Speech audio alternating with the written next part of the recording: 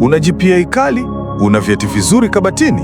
Hongera sana. Hiyo karatasi ina nguvu. Inaweza kukupeleka kwenye interview, inaweza kukupa mshahara mzuri, na inaweza kukupa heshima mtaani. Lakini kuna milango migumu ambayo haifunguki kwa first class. Kuna vita za ofisini, kuna husda za walimwengu, na kuna mikwamo ambayo elimu yako ya Harvard haina formula ya kuitatua. Hapo ndipo unapohitaji password ya kiroho.